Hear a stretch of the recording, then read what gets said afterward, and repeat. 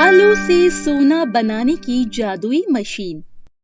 किसी गांव में रघु नाम का एक व्यक्ति रहता था। वो अपनी पत्नी नीतू के साथ एक किराए के घर में रहा करता था। रघु के घर के सामने ही नंदू नाम का एक व्यक्ति भी रहता था। वो भी अपनी पत्नी के साथ वहीं रहता था।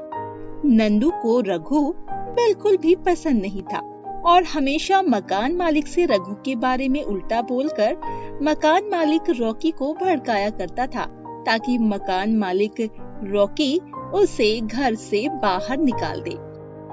उसकी बातों का असर रॉकी पर होने भी लगा था। इसीलिए मकान मालिक रॉकी ने रघु को घर से निकलने की धमकी भी देने लगा था। पर रघु को कुछ समझ में नहीं आता था कि आखिर उसका मकान मालिक रॉकी उसके साथ ऐसा क्यों कर रहा है। एक दिन, क्या हुआ जी, आप इतने उदास क्यों रहते हो? क्या आपको सच में ऐसा लगता है कि मकान मालिक हमको घर से बाहर निकाल देंगे? नीतू, हाँ मुझे लगता है मकान मालिक हमको घर से बाहर निकाल देंगे। उन्होंने मुझे बहुत बार बोल दिया है, पर इस बार मुझे सच में ऐसा लगा कि वो इस बार हमें घर से बाहर जरूर निकाल देंगे। मुझे डर इस बात का नहीं है कि वो हमको घर से निकाल देंगे, बल्कि इस बात का है कि मैं उसके बाद तुम्हें कहां कहां लेकर घूमूंगा। ऐसे में जल्दी से कहीं घर भी नहीं मिलेगा और तुम्हें मेरे साथ दर दर की ठोकर खानी होगी। मैं नहीं चाहता हूँ कि तुम्हें मेरे साथ इतना कष्ट झेलना पड़े। आप मेरी फिक्र क्यों कर रहे हैं? आप जहाँ भी रहोगे मैं आपके साथ ही रहूंगी। मैंने आपके साथ रहने की कसम खाई है, आपके साथ ही जीवन बिताने का वादा किया है, तो भला मैं आपको किसी भी दुख में अकेला कैसे छोड़ सकती हूँ? अगर मालिक हमको घर से निकाल भी देता है तो हम दोनों साथ में दूसरा घर तलाश करेंगे और मैं कहीं पर काम करके आपकी मदद करूंगी, ताकि हम ज्यादा से ज्यादा पैसे बचा पाए और अपने भविष्य को अच्छा बना पाए। नहीं नीतू, तुम्हें मेरे साथ दुख झेलने की कोई जरूरत नहीं है। मैं मालिक से कहूँगा कि हमें घर से ना निकाले, चाहे उसके लिए मुझे मालिक के आगे हाथ क्यों ना जोड़ने पड़े। मैं तुम्हें अपने साथ दुख नहीं झेलने दूंगा। मालिक चाहे कैसे भी माने, मैं उन्हें मना कर ही दम लूंगा। नहीं जी, आपको मालिक को मनाने के लिए अपने आप को किसी के पैरों में पड़ने की जरूरत नहीं है। हम दोनों कहीं और रहने के लिए घर देख लेंगे। सभी मकान मालिक एक जैसे नहीं होते, कुछ अच्छे भी होते हैं। पर रघु नीतू की बात नहीं मानता है। वो कुछ दिनों से इसी बात को लेकर तनाव में था। इसीलिए वो अपने मकान मालिक के पास जाकर उसे कहता है, मालिक, हमें घर से बाहर मत निकालिए। हमने क्या किया है? आप क्यों हम दोनों को घर से बाहर निकालना चाहते हो? मैं तो आपका किराया भी हर बार समय पर ही देता हूँ, फिर भी आप मुझे क्यों निकाल रहे हो? आखिर मैंने किया क्या है? आप मुझे कारण तो बताएं, मैंने क्या किया है?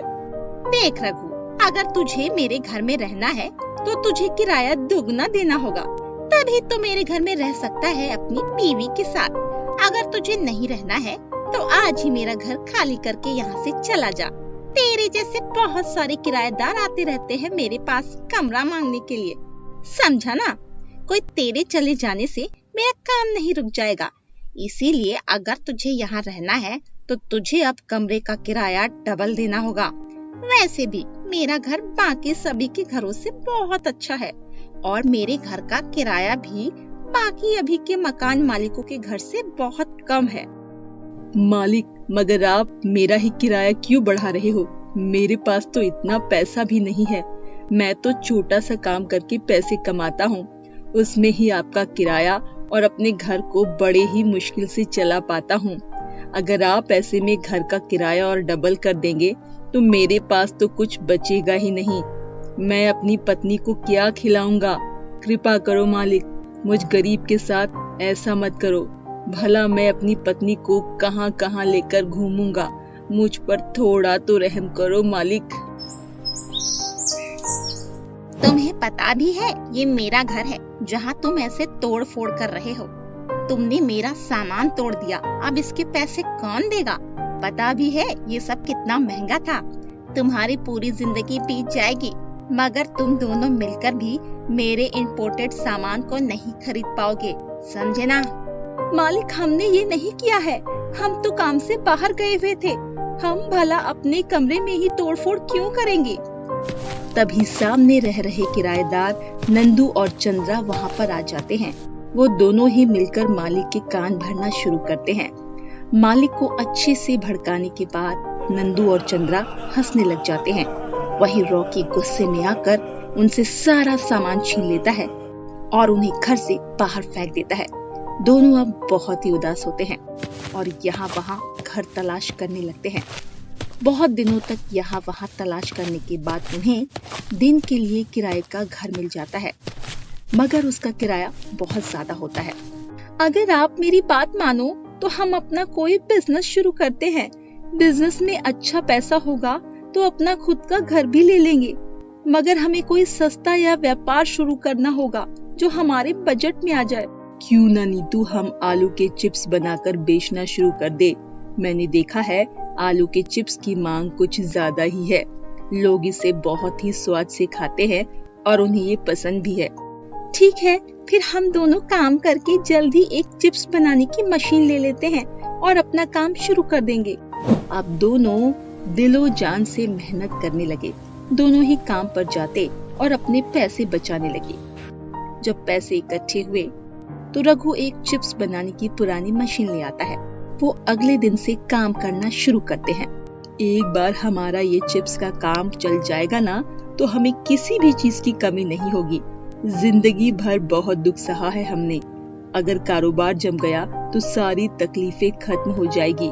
जरूर होगी, बस आप भगवान पर भरोसा रखिए और बजरंग बली का नाम बोलकर काम शुरू कीजिए। नीतू, जरा आलू तो ले आना। ये लो। जैसे ही रघु उसके अंदर आलू डालता है तो आलू अंदर ही रुक जाता है। ये देख रघु थोड़ा उदास हो जाता है। क्या हुआ जी? लगता है पुरानी मशीन है, इसीलिए काम नहीं कर रही है। रुको, मैं अभी इसे देखता हूँ। रघु उसे चलाने की खूब कोशिश करता है, पर वो चलती ही नहीं है। ये देख रघु उदास हो जाता है और थक हार कर एक जगह बैठ जाता है कि तभी उस मशीन से खुद ब खुद चिप्स निकलने शुरू हो जाते हैं। चिप्स को देखकर वो दोनों चौंक जाते हैं। देखो तो जी, ये चिप्स तो आलू के नहीं लग रहे, ऐसे लग रहे हैं जैसे सोने के हों। लग नहीं रहे नीतू, ये सोने की है। लाओ, एक और आलू लाओ। और वो फिर से उसमें आलू डालते हैं कि वो भी सोने का चिप्स बनकर बाहर आता है। दोनों समझ जाते हैं कि ये मशीन जादुई है जो आलू को सोने में बदल रही है। रघु फिर भी एक बार जांचने के लिए वो चिप्स सुनार के पास ले जाता है। ये तो शुद्ध सोने के चिप्स हैं। कहाँ से मिले तन्ने यो?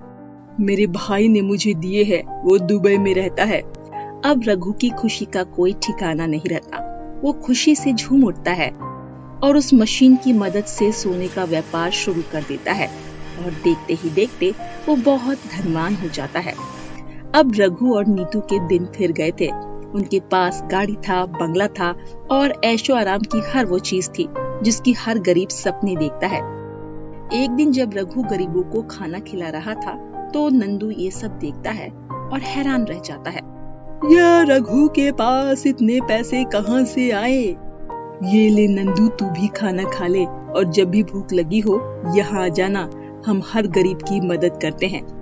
दोनों ही अब अपने जैसे लाचार की मदद किया करते थे और उन्होंने फ्री में लोगों के लिए घर भी बनवाए जो किराया देकर रहा करते थे। नंदू को ये देख बहुत ही पछतावा होता है और वो रघु से माफी मांगता है।